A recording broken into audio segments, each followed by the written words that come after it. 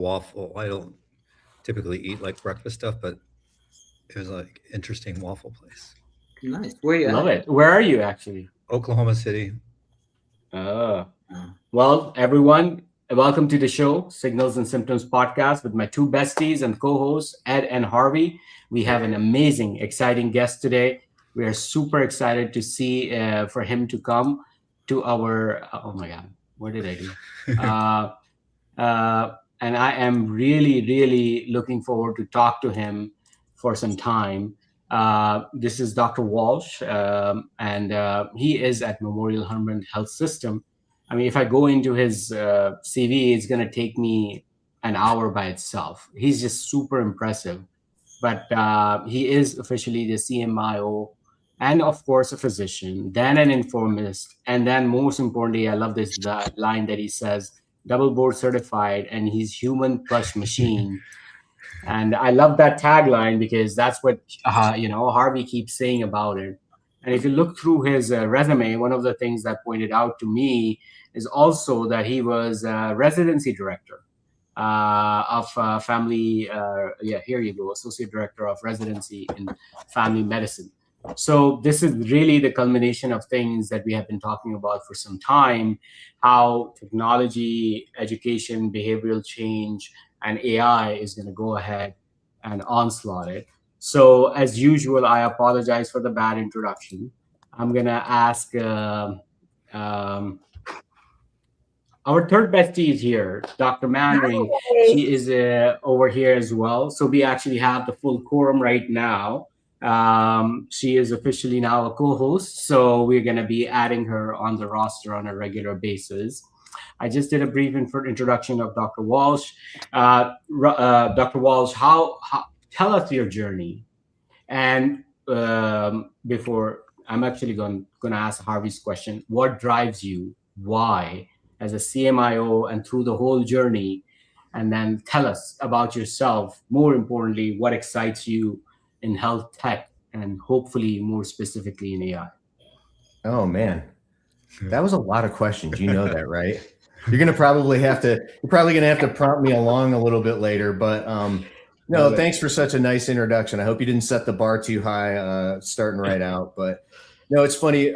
Folks that know me and get to talk to me a lot know that I tell them my career is what I call the Forrest Gump of health IT, in that a series of lucky coincidences has really sparked a lot of where I've gotten in my career. And the way I mean that is I actually got started my intern year of residency. So 2002.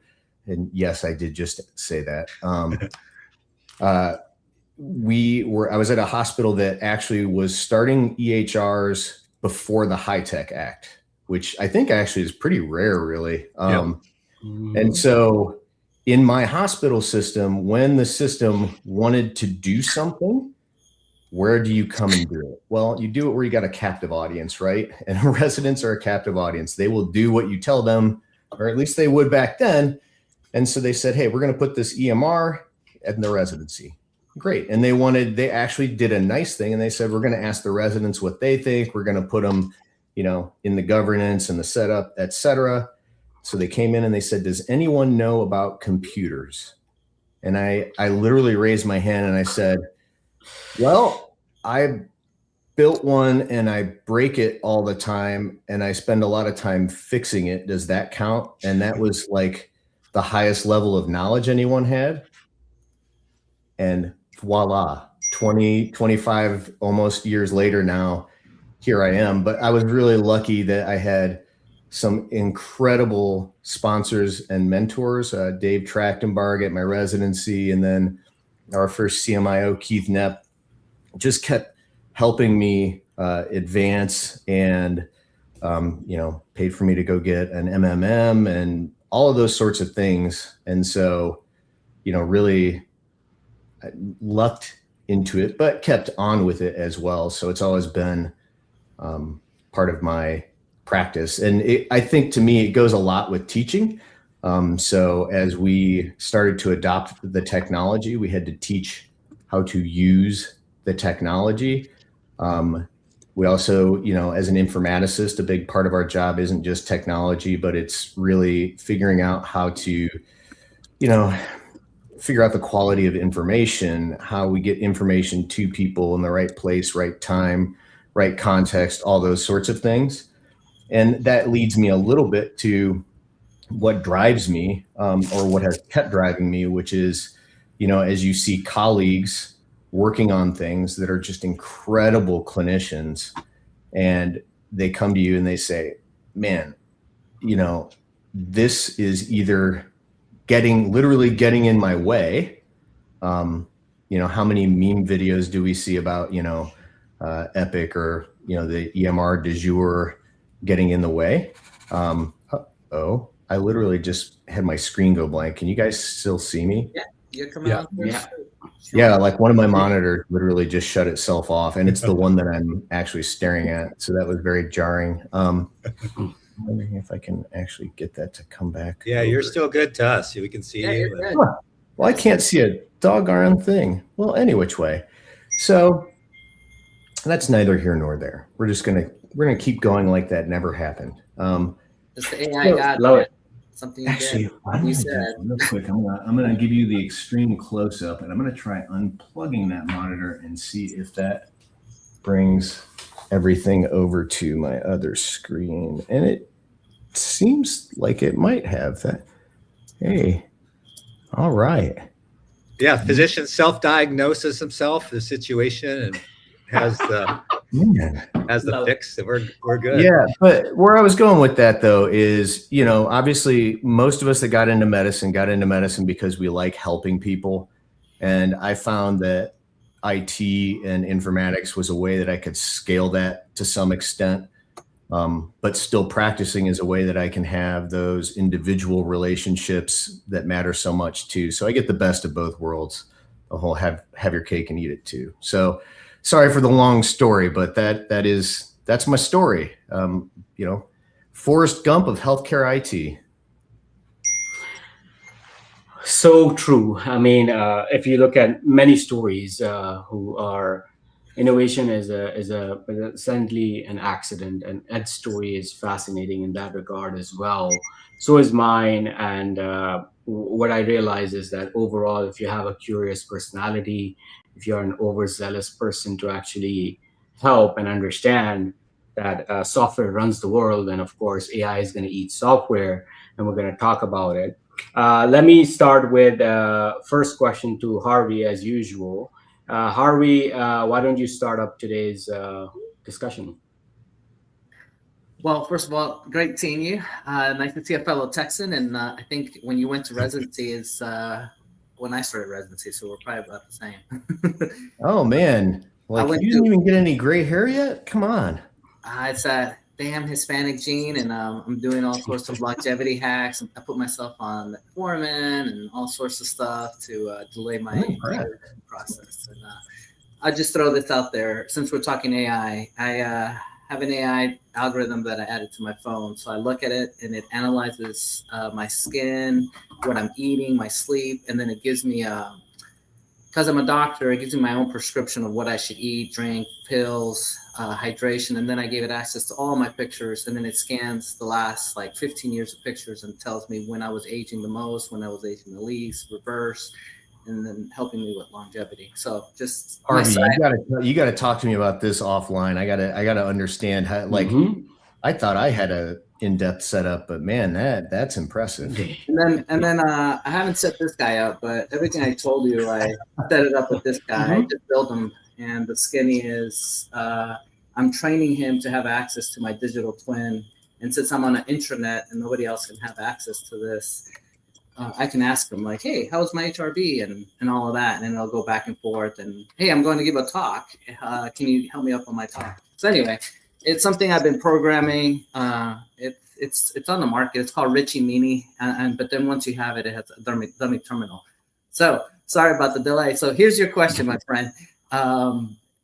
What gets you the most excited right now about technology in the future? What, when you see it, you hear it, you're there in the medical center, what when you think about all this, it's man, I'm really stoked about what? So there's a lot of things. and I'll probably bore you with the first one, but honestly, to me, one of the most exciting things is that I feel like technology, or where we are at, is finally making EMRs and health tech, which I've now been doing for almost a quarter of a century, do what we thought it was going to do when I started. I think everybody had this vision of, you'll log in and you'll know where all the information is, and you're not going to have to take notes. It'll record it and transcribe it for you and do all these things, right? I mean, and we told people that or at least we theorized that would happen for ever and ever and ever. And I mean, so many of my mentors have since retired. Some have even passed on, and this hasn't happened. And now as we see it, it's not only happening, but it's happening at a pace that, I mean, I like it, but I mean, wow, I thought that the .com boom was fast. This is even much faster. So that is one thing that excites me. But the other thing that really excites me is how AI will not streamline, but it's maybe streamline, but speed up actually biological sciences research. Hopefully we don't end up engineering something that like destroys us all, but like the AI virus that came out this week that they designed.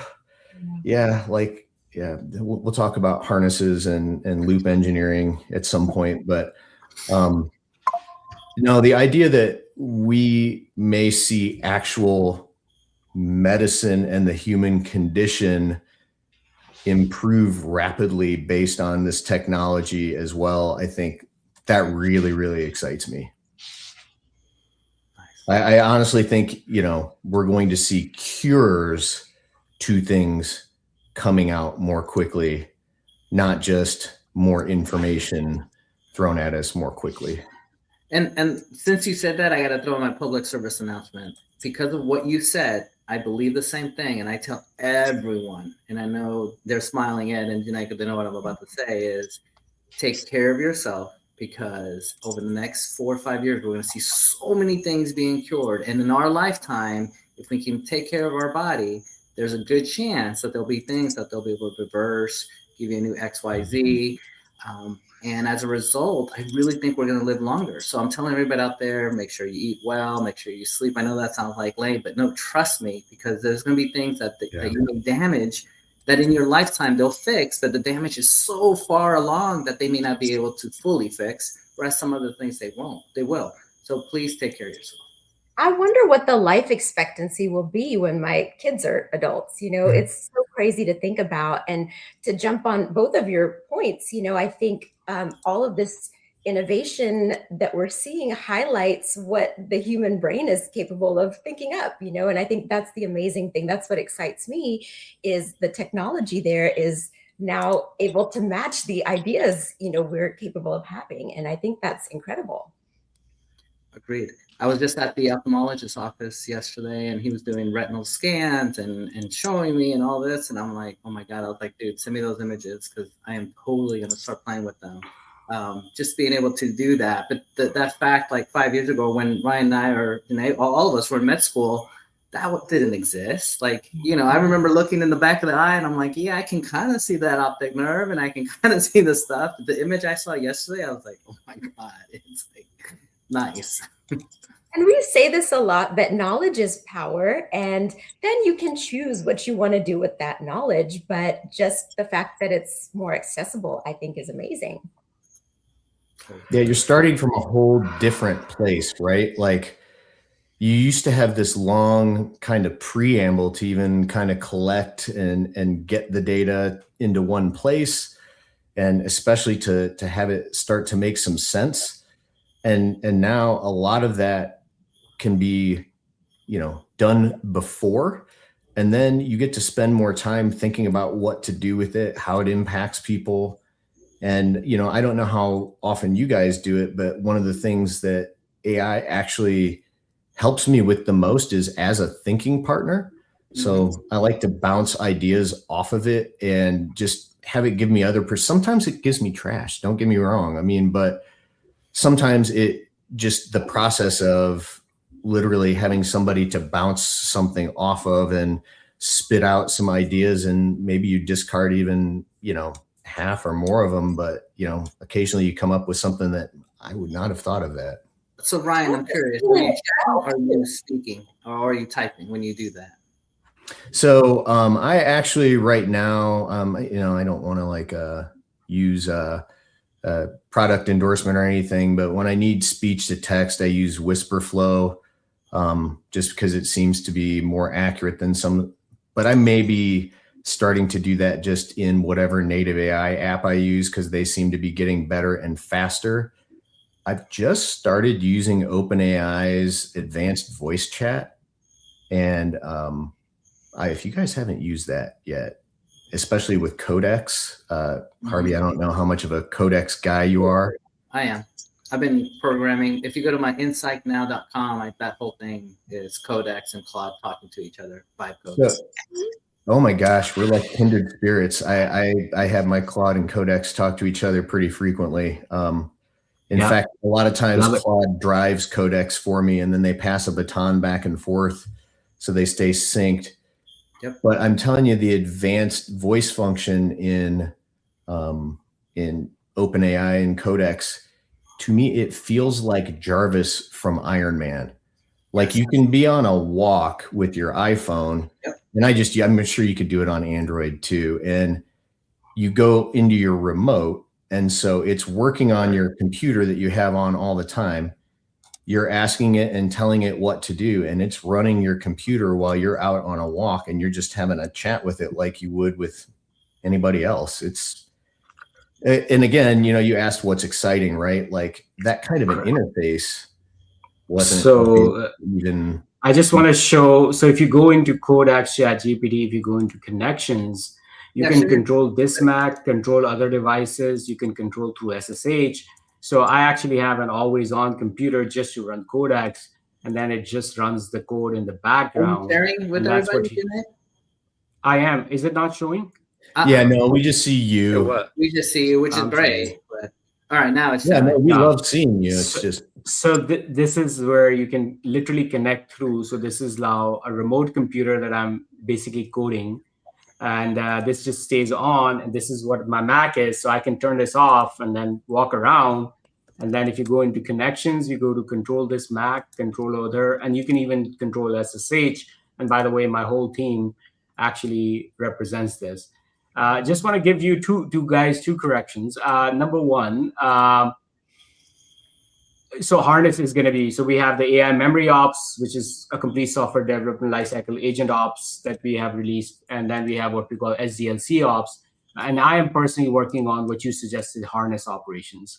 And you're absolutely right. The way the industry is moving is essentially me building my own Harness operations, and of course with local LLMs. And that is the next big thing. And that also is important because my token count is, in the last 3 months has gone 30x.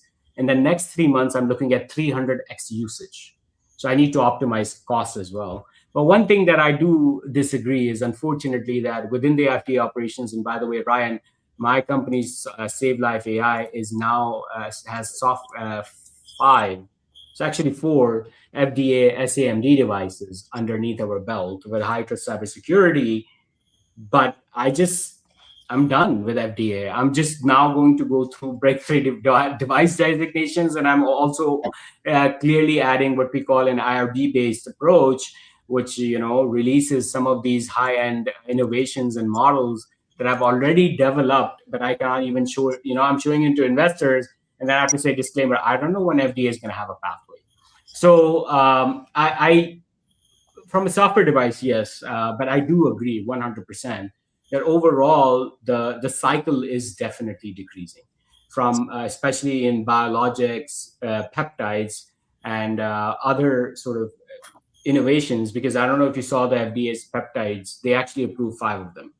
Mm-hmm. So this is where actually I want to ask you both, Ryan and Ed.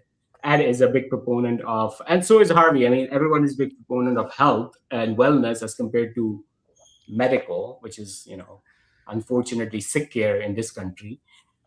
What are your thoughts in general with these peptides updates, Ed and Ryan, if you had followed them?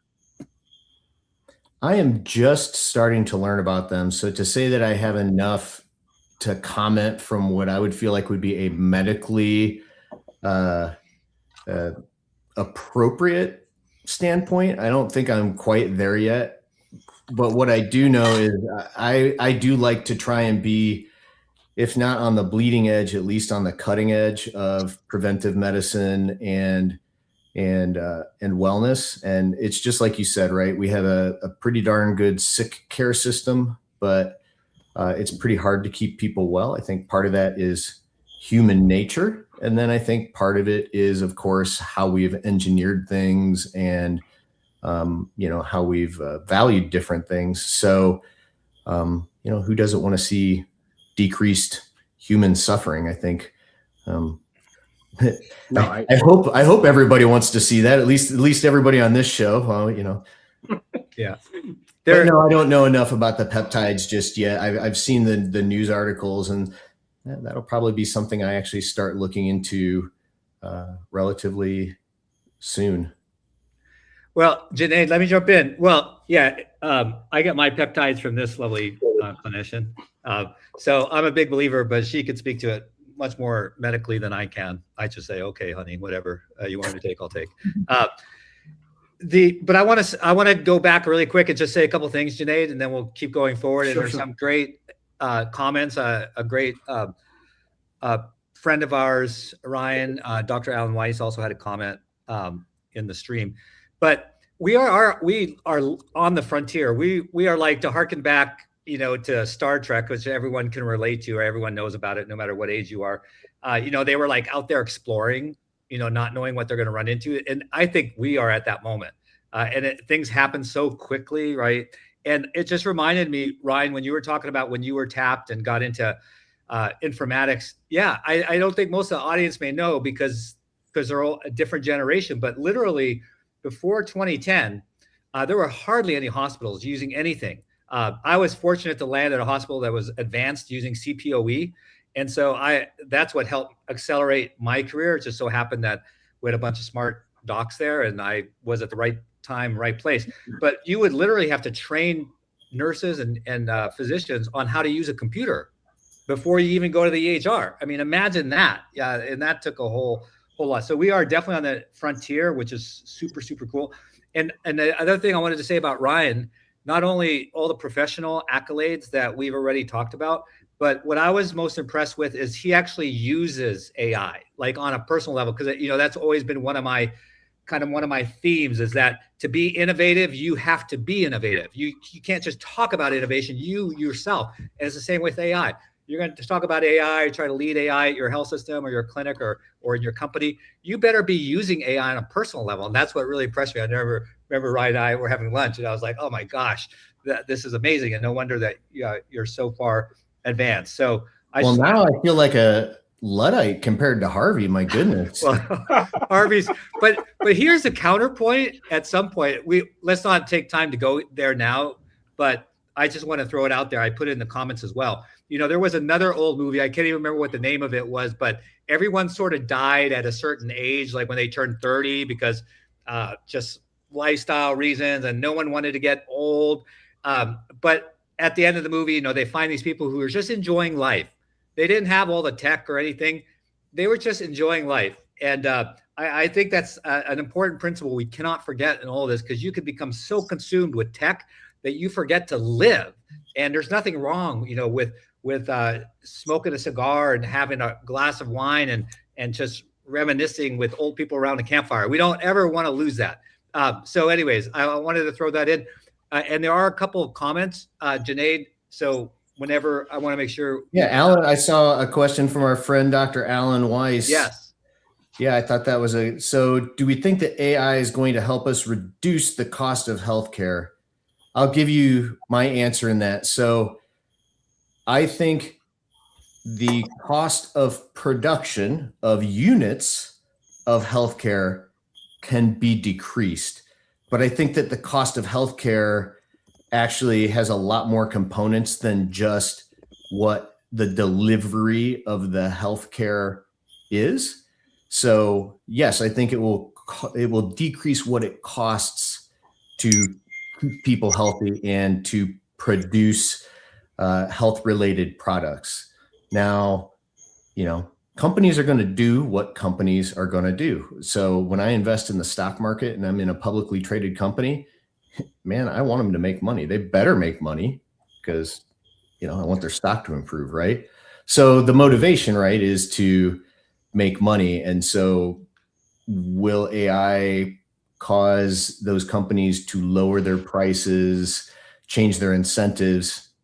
I don't know about that. It should. I'm going to jump in and say, I don't know. Yes, we're going to definitely see a change because there's going to be people. At one point, I owned emergency rooms here in Texas and hospitals, and my competitive advantage was I could move quickly and beat my competition. So sometimes to mess with the hospital systems, I would tell them what I was doing because I knew it would take them 12 months or 24 months to compete with me. And so I was like, hey, this is what I'm going to be doing. And my point is this. Companies will see the leverage, will be able to decrease the price, and will create a competitive advantage. Also, the insurance companies are going to jump into this bandwagon. So I see this as outside of the U.S., we're going to see a lot of pressures and flows, decreasing the price of medicine, and it'll flow here. Dr. Mannering, what are your thoughts on this? Well, I was just going to say so many things will shift. It's so hard to predict where that will leave us when it comes to the net cost. But I don't think it's going to be as a whole more and more expensive. I think so many things will change that we will see the benefits of it elsewhere. But I think that's a fascinating question. And I don't know that we really have like a real answer to that, but it's just something to keep thinking about. Well, and what is the sentiment of yours and your other board members that you talk to in terms of cost in AI? When we talk with our board, especially, and you bring up a good point, and I was a little cynical, but the economic pressures, right? So we've got a lot of folks that are on our board that are on other boards, and in Houston we have lots and lots of very large employers, large companies, right? And when they are dropping the percentages of their gross margin on healthcare that they are, and they are also for-profit, publicly traded companies, that motivation and impetus has to change, right? And yeah, we've been saying it for a long time, right? The percent of healthcare spending to GDP is on the rise, and it's gotten to where it's not sustainable. It's got to change, and the can keeps getting kicked down the road. But I do think finally we've got the ability and technology that may help us actually get there. And we are probably getting closer to that point where it has to. So actually, maybe I'm willing to change my thought process and say that AI will actually help us to change, but it'll be like Harvey mentioned, right? That we will have to move in ways that we haven't thought of before and around some of the traditional structures and things that we've seen. My opinion is a little nuanced.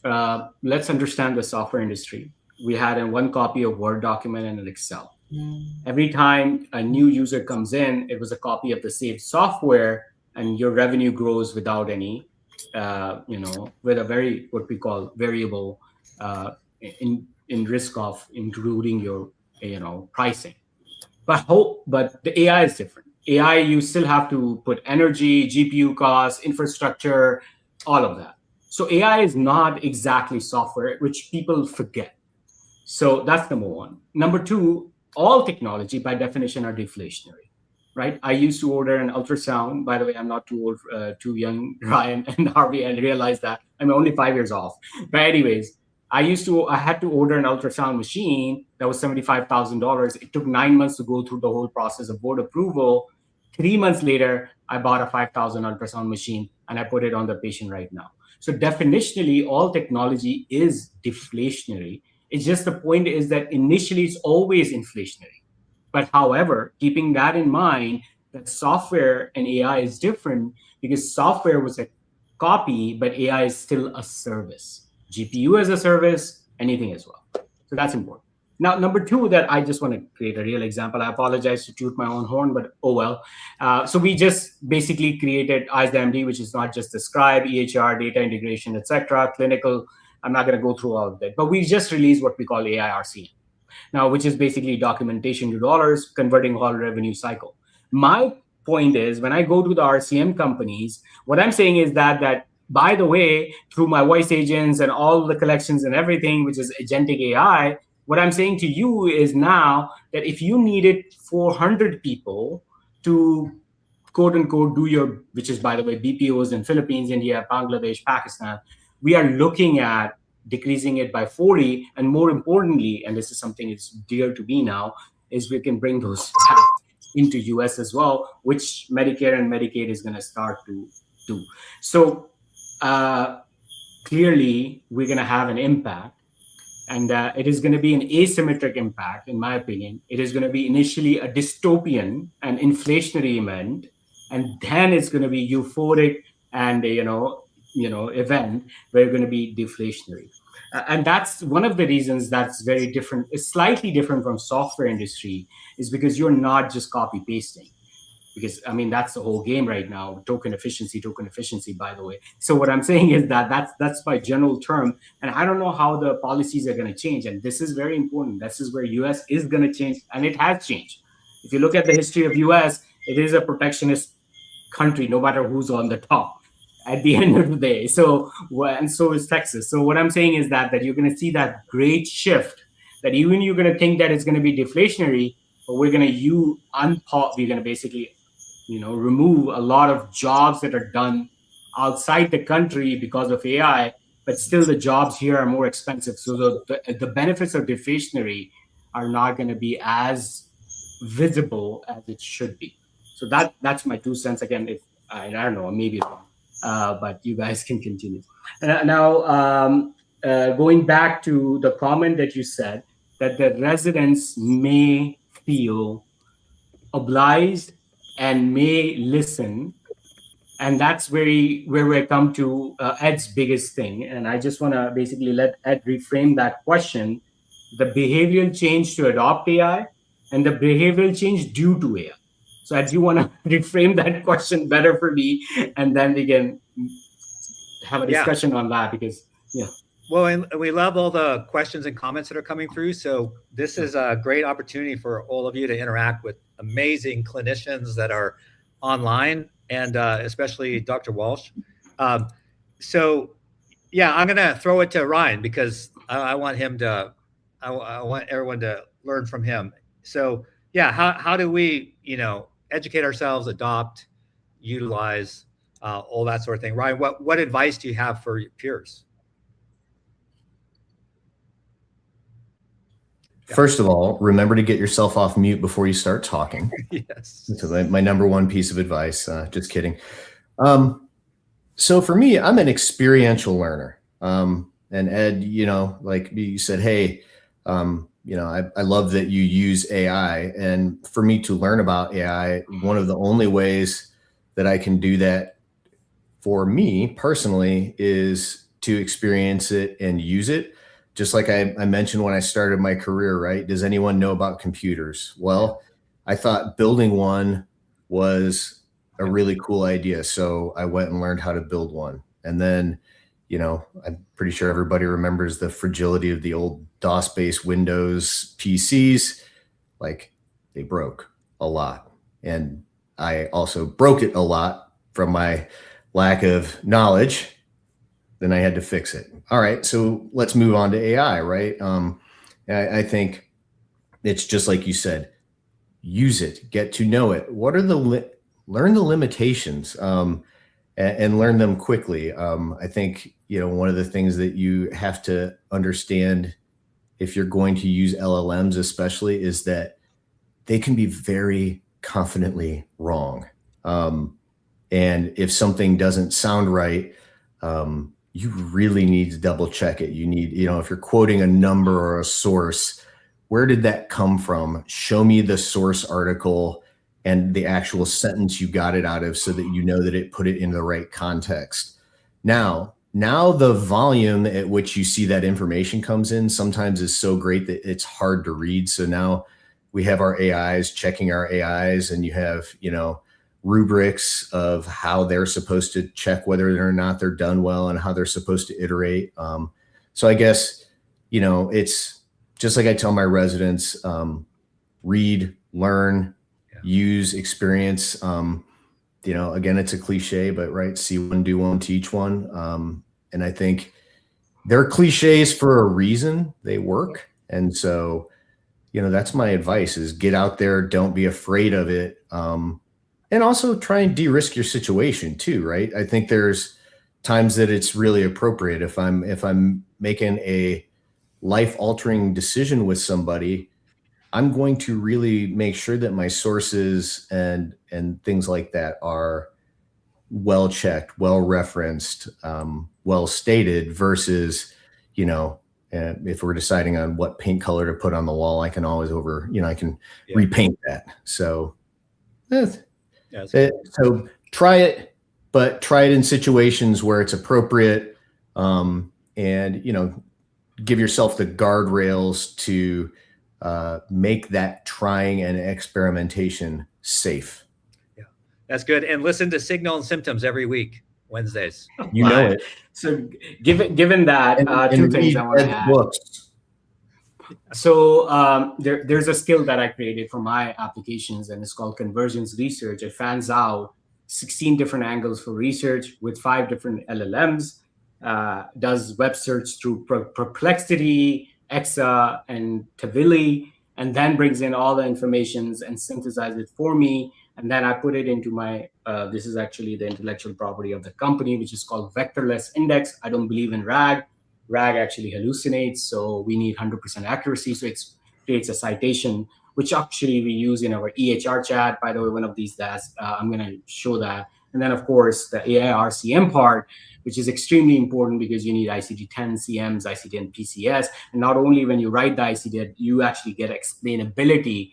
And that's extremely important. And we're going to come one day, Ryan, bring you back and actually show and tell. And more importantly, you can say what your thoughts are on explainability. Before I get into this, there was another comment, and which is, by the way, Harvey's right there listening. He actually gets jitters now when he cannot use access to Claude Code or Codex. There's literally, you can see him like, Harvey, it's okay. You're going to get access to your AI. Give me 1 second. I'm just saying, and it's me too. I'm just going to be very honest here. I know I'm putting Harvey, my good friend, on spot here, but is there an ADHD? I mean, right now you said something and I want to go in and then type it out on my Codex and Claude Code. Have you seen a behavioral change in yourself, your learning habits, your own? And then second, are you seeing that in your residents as well? That they are very much, even with the hallucination risk and everything, do you see that behavior change of what I call an increased ADHD to AI because of AI? So interestingly, and I don't know if it's, they've talked about the generational mistrust of AI. I have actually been surprised at how few of my residents use AI to look up outside sources. So, we'll be precepting in clinic or on rounds, and they'll come back and have a question, or they'll be talking about a case or a patient and say, hey, I don't know where to go with this. And, the first thing I said, did you look it up? What do the sources say? And, whether, I don't care if they use regular UpToDate or, whatever it is. So now I think most of us are probably experienced or used Open Evidence or even UpToDate's LLM product. I just got on to OpenAI's new GPT for ChatGPT for clinicians. And by the way, if you haven't tried that yet, you need to try that. The point being, I've actually seen a bit of hesitancy, more than I expected. Now, interestingly, they will use the summaries a lot inside of our EHR Epic. So we have AI summaries of things. They don't check those enough. So when they see it right in their EHR, they trust it implicitly for some reason. And I've actually seen that stuff hallucinate before. But going to the outside sources, they seem to be more skeptical. And I actually would love to, I'm going to actually consider doing a poll and maybe like some observational research on their attitudes towards that. Yeah. That's Ryan, that's a surprising. good, yeah. Go ahead. Yeah, I was thinking that's surprising. And I wonder if it's because they don't feel like they have invested the time to use it safely, effectively, and it's almost overwhelming because a lot of what we've talked about, you have to use the tech yourself, you have to experience it, you have to know its pitfalls, its strengths. And if you don't have that experience, you haven't invested the time into it, it can be intimidating. And so I'm wondering if that's the limitation, but that surprised me. I would expect them to use it more regularly.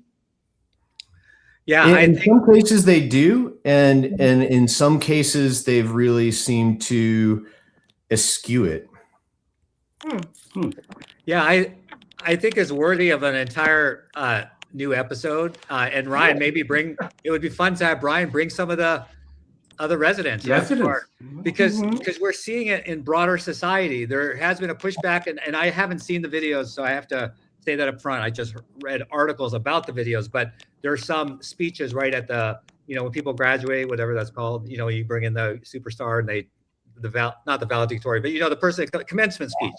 And they're talking about AI, the great future in AI, and there's boos from the college students because I think there's a pushback because people have a fear, and it's in medicine and everywhere, that it's going to take the place of authentic relationships. And so there's this careful balance. And so, so there's a pushback. I think that pushback is going to continue, but I think we'll see a correction as people gain more confidence, right? Because there's that fear of the machine taking over and the hallucinations, all that kind of stuff. So, and then there's also a fear that I'm going to lose part of my soul. Like if I jump all into AI and all that kind of stuff, I'm going to lose part of my soul. It's like, I don't want that. And I'd rather give up a long life. And I made a little comment about that earlier in the stream. I would give up a 150-year lifespan that's made up of so much tech for 100 years of just love. So that's fair. Yeah. Yeah, that's fair. And I was in a physician group recently, and the comments about using AI to look up clinical scenarios and help with patient care. One of the things they commented on was that they were afraid of losing their skills, like their clinical skills. Right. Yeah. And that's something to consider too. But I'm with you, Ed. I think there has to be a balance. And I think that's why it's so divisionary. People are either just on one side or the other. And the reason I'm here is I think there needs to be a bridge. And I think we have to learn the tech is not going anywhere. We have to learn to embrace it in a way that serves us, use it as a tool, not let it take over our lives or replace our relationships. But I think if people kind of reach that middle ground, they're not going to be as fearful of it anymore. Well, and Ed, how long did we see that as EMRs were becoming, the norm, right? Like, Totally. Oh, these things, it's going to ruin medicine. It's, all these, terrible things are going to happen. And well, I mean, yeah, you're right. Kind of did, but there's a little dip and then it goes past. And I think we're kind of, I don't think we're down at the bottom of that dip. I think it's going to go down a little further. And then, you're right, Ryan. Yeah, we got all sorts of pushback, right? We're going to kill people, all that kind of stuff. And we didn't. In fact, we saved a lot of lives, and that's what this is going to do. But this whole balance thing is just important.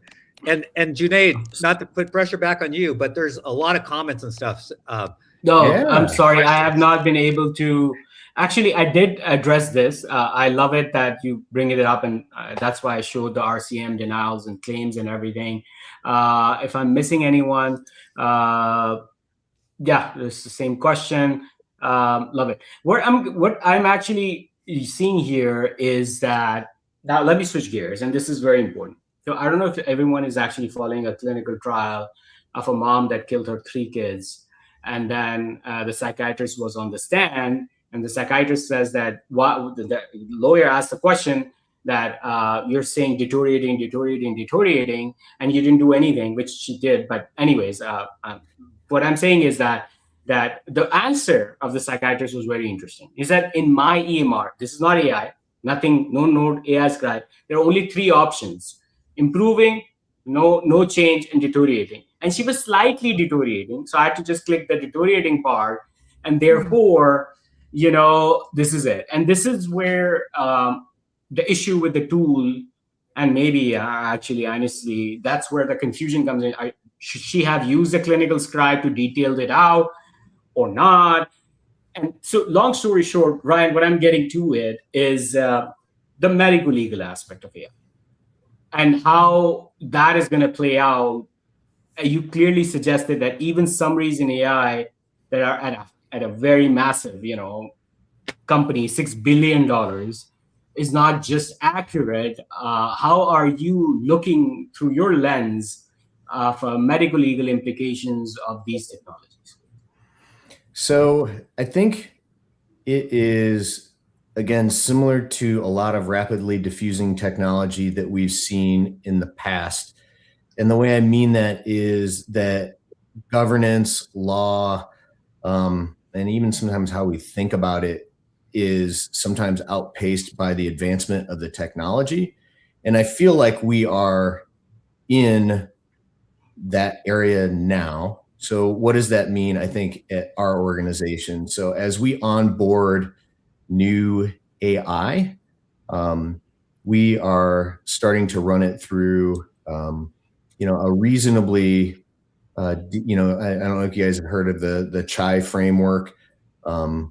It's a consortium I think it's Consortium on Healthcare AI is actually what the acronym is. I might be messing up the C, but where I'm going with that is they have kind of a framework and rubric on, the risk and how autonomous things are. And then based on that rubric, how much you kind of have to double check and how thorough you are with your evaluation.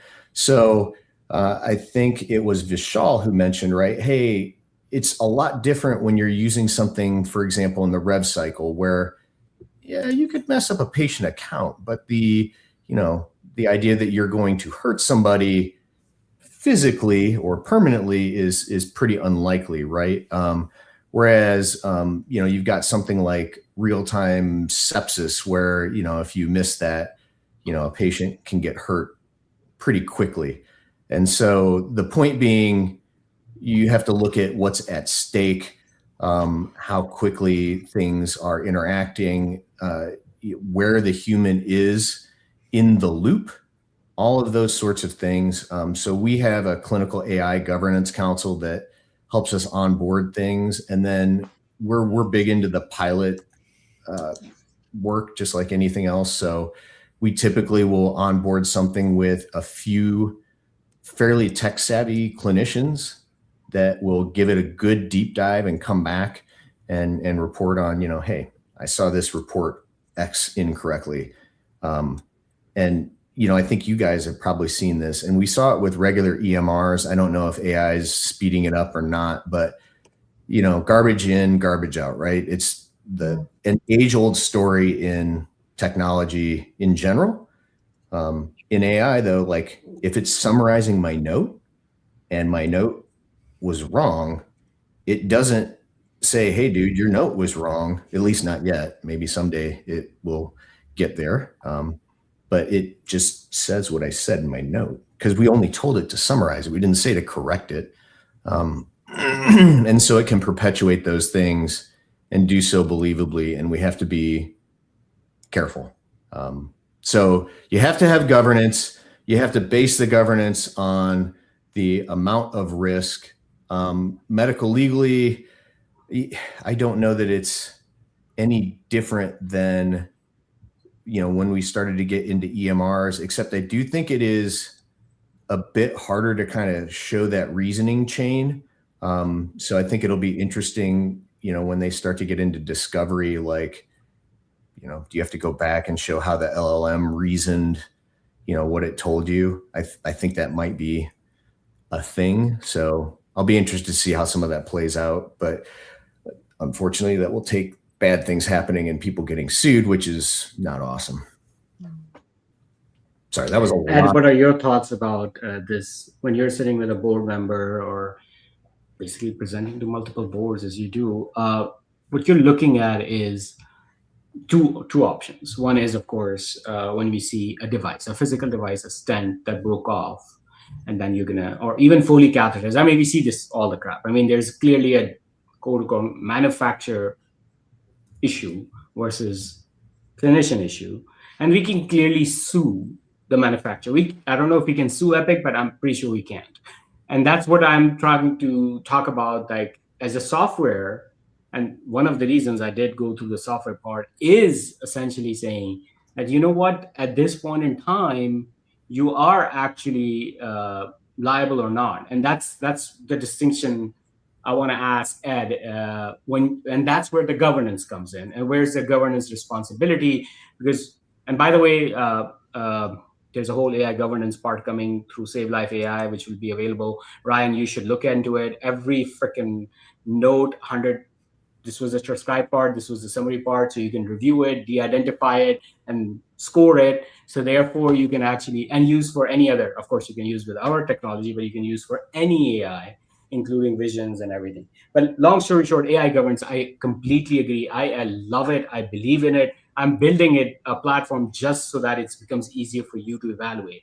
But having said that, Ed, there was a device, which is very interesting. I want to give my software as a medical device, which is, reminder, because software, there was no pathway.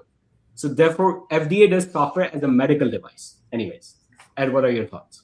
Well, I'm not a lawyer, so maybe that's another guest we should have at some point, a practical, someone from a practical point of view. And I think that's what we look at from the board perspective. And that's a question I get from boards when I present to them is, the CHAI framework is a good one that Ryan mentioned. Again, we're not promoting any specific framework. It is a standard out there. I put a link in there. When you said CHAI though, Ryan, it made me long for like CHAI. Yeah, I'm hankering for some tea soon. Yeah. And I was trying to post the image, but you can't post the image in the stream. So I think there's a reasonable test that we typically look for, and are we taking a reasonable approach to leveraging any sort of technology, whether it's AI, and it doesn't even have to be tech, anything. Are we using a reasonable approach that the majority of other organizations like us also adopt? And that's sort of considered sort of the gold standard in terms of like defensibility, is like, based on what we all know today, the body of knowledge today, is what we're doing is this a reasonable approach. And I think that's the sort of the litmus test that we look at. There's nothing that's foolproof. And if we look for foolproof solutions, and I've said this before, I think governance kills more people than sepsis. Because we've gotten so focused on governance. I'm not just talking about AI, but in general. Can somebody get that as a quote? That is like, Ed, I'm yeah. Governance has killed more people than sepsis. I am saving that. I put it out on a video clip, which don't get as many views just because of the algorithms and LinkedIn. And I almost came out, and I am going to at some point come out and say it. But sepsis is supposed to be the leading cause of death inside of a hospital, preventative type death. But I think actually it's governance, and because we've kept life-saving technologies out of the hospitals, out of the ORs for a couple of years at a time, because we're so concerned, right? And it's good to have concern. We have to have concerns. We have to take a reasonable approach. But I think sometimes we get so caught up in our own internal politics of our organizations, we take such an unreasonable approach because of fear. But in that fear, we're not allowing all the technologies and the great clinician minds that you all represent to fully, be exploited in a good way. So, anyways, that's how I look at it, Janine. No, I love it that the discussion came through, and I love your quote. But here's the problem. I'm an ICU physician, right? And the problem is that somebody comes in and tells me that this is the AI you're going to use. And there's a fascinating sensitivity and specificity that was reported to FDA, my own. But then did I actually get that in real life?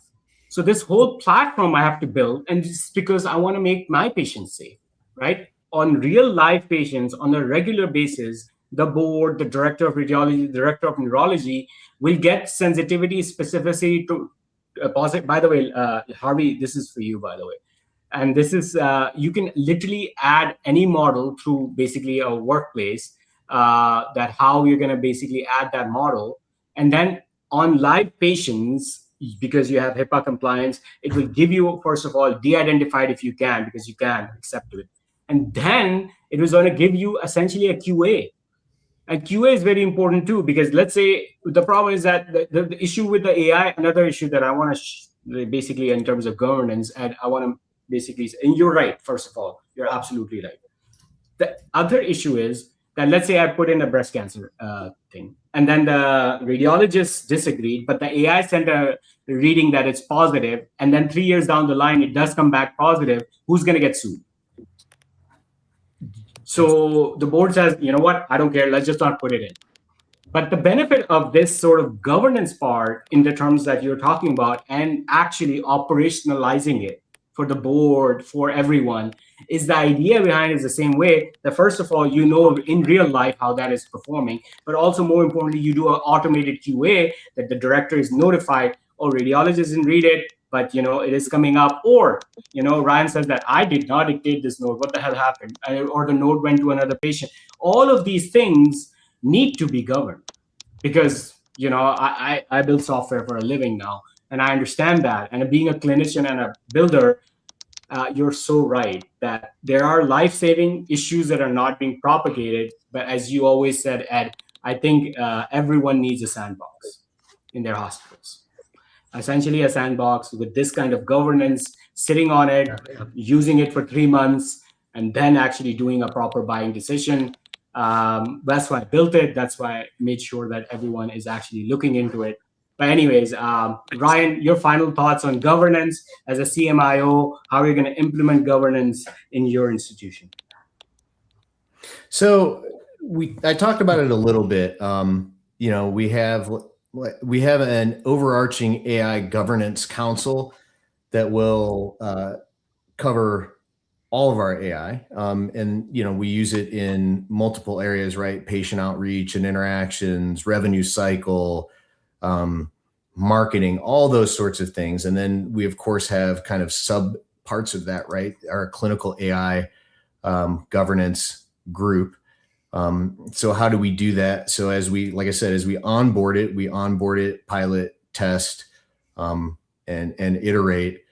So it's in its infancy or its nascent stage, but I think we're spinning it up actually pretty rapidly. And because, like Ed said, right, you know, governance kills more people than sepsis. I think. Love it. No, and it's man, I'm gonna use the heck out of that, Ed. I might quote you though. I'm gonna say, Yeah. You know, Ed Marks said, Protect yourself. Do not. Yeah.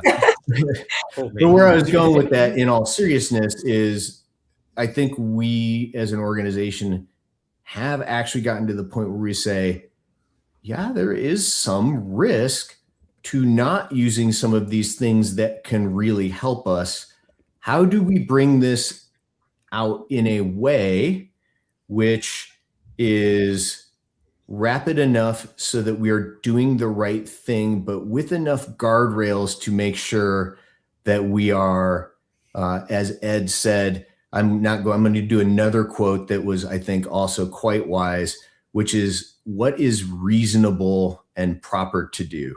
You know, so did we think about it hard enough and in a reasonable enough fashion that we did our due diligence? And would somebody that's reasonable look at it and say, yeah, these guys checked it out, and maybe you did have a bad outcome, but it wasn't because they were careless or foolish. It was because sometimes you have bad outcomes. And so I think it's very important that we don't, I'll toss out another cliche, throw out the baby with the bathwater. Right. We need to test the bathwater. With that, do not throw out the baby with the bathwater. We're going to conclude today's session. We're going to bring Dr. Walsh back with hopefully some of his residents and fellows. any other opportunity, I think we need to dedicate 2 different episodes, one specifically for AI governance, both in the vision, VLM, and LLM models, and how we should have a governance on them. And you should bring your governance team, and we can brainstorm so all other hospitals learn from your innovation, because that's, as I said, is going to probably save more lives than sepsis. Because that is important to bring this into it. And then the second session, I believe, is going to be all about healthcare education, bringing in the new blood and how they think, how they see the future in this regard. Again, I'll thank tell you, so much. first of all, thanks for Ryan, having me. This has been great. Junaid, I want us to bring on some partners of mine, Chaitanya Vempati and Sanya Chandrasakar. They are our analytics gurus at Memorial Hermann, and they help us do some of the actual testing and analytics behind it. So I saw the relatively sophisticated setup that you have. I bet you and Chaitanya would absolutely hit it off. And you want to see the people that really know this, those are the guys. Well, I should say lady Love and it. guy. Yeah. Thank you so much again. See you next week. Thank you. See y'all. Thank you, Thanks, Ryan. everybody.